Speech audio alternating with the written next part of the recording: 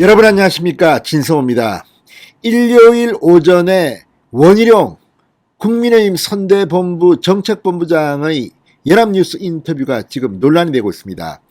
원희룡 본부장은 연합뉴스와의 인터뷰에서 안철수와의 단일화 작업을 시작해야 한다, 이런 취지의 주장을 했습니다. 윤석열 후보와는 공감한 적이 없다면서도 윤 후보도 그럴 줄 안다고 짐작하는 그런 발언까지 했습니다. 자, 원희룡 본부장의 이 연합뉴스 인터뷰가 나간 직후 권영세 국민의힘 선대본부장이 바로 입장을 분명히 밝혔습니다. 한마디로 원희룡의 쿠데타를 진압한 셈입니다. 지금 윤석열 후보도 이준석 대표도 그 어느 누구도 안철수와의 단일화를 이야기하지 않습니다. 또 이 단일화하는 건 말이 쉬워서 그렇지, 단일화 작업을 시작하면 서로 협상을 해야 하고, 여론조사 방식을 할 거냐, 뭘 할 거냐, 그 다음에 공동정부를 세우면 총리는 누가 갖고 장관은 몇 명을 주고 다음 총선에서 지분은 몇 대 몇으로 하느냐, 상당히 복잡한 일들이 벌어질 가능성이 높습니다. 게다가 여론조사 문항을 놓고 경쟁력이냐 뭐 적합도냐부터 시작해서 지난번 4.7 서울시장 보궐선거 때 안철수 후보 측이 오세훈 후보 측과 협상할 때 보여준 태도를 보면 상당한 논란이 예상됩니다.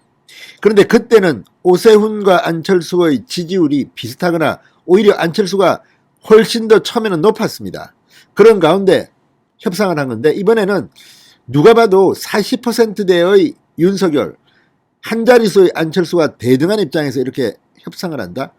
자, 안철수 후보는 지금 지지율이 내리꽂히고 내려받고 있습니다. 굉장히 지금 거품이 빠지고 있는데 윤석열은 지금 상당히 기세가 좋습니다.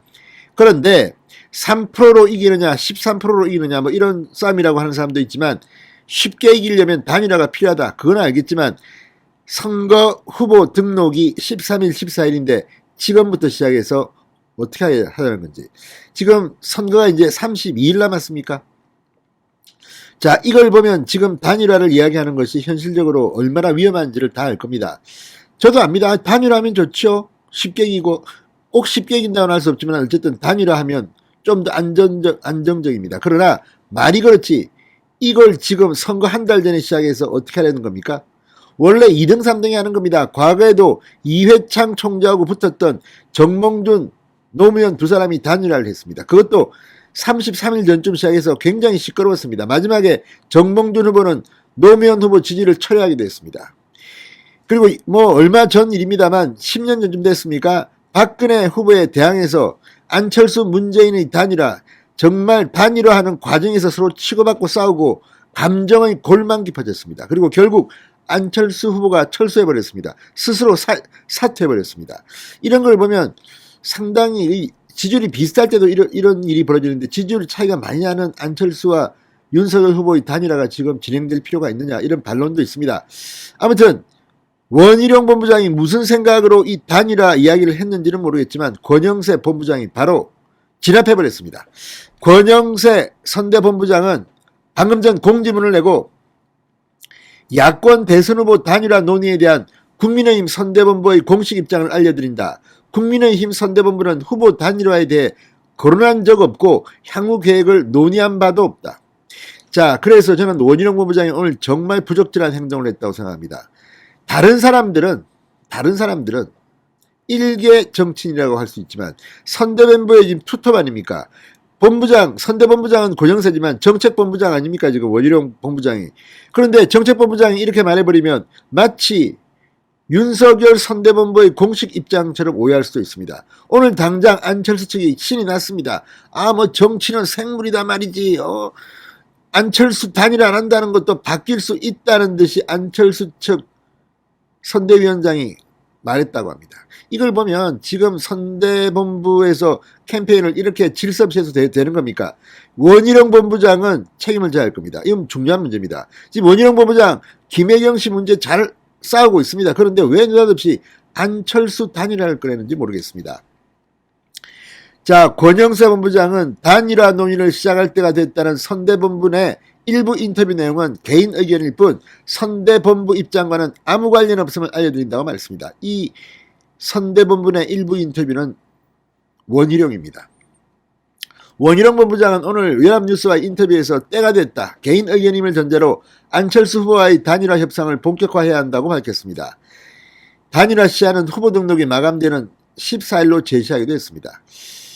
자, 그런데 이건 지금 누가 봐도 원희룡의 월권 내지는 상황 판단 착오로 보입니다. 물론 단일화를 이야기할 수 있습니다. 지금 시민사회단체 단일화하라는 압력을 넣고 있습니다. 이거는 애국심 또는 뭐 정권교체를 위한 순수한 이유에서 이렇게 이야기하는 겁니다. 그렇지만 정치하는 사람들은 아주 지저분한 사람들입니다. 이거 그렇게 선의로 이런 시민사회단체의 요구를 선의로 해석하지 않습니다. 이걸 바탕으로 이거 봐라 말이야. 밖에서도 이렇게 요구하는데 우리 한 자리씩 나눠주자. 이렇게 되면 곤란한 일들이 벌어질 수도 있습니다. 자, 아무튼 지금 원희룡 본부장은 오늘 참으로 경솔한 짓을 했습니다. 얼마 전 윤상현 의원도 그런 말을 했습니다. 뭐 단일화 해야 된다.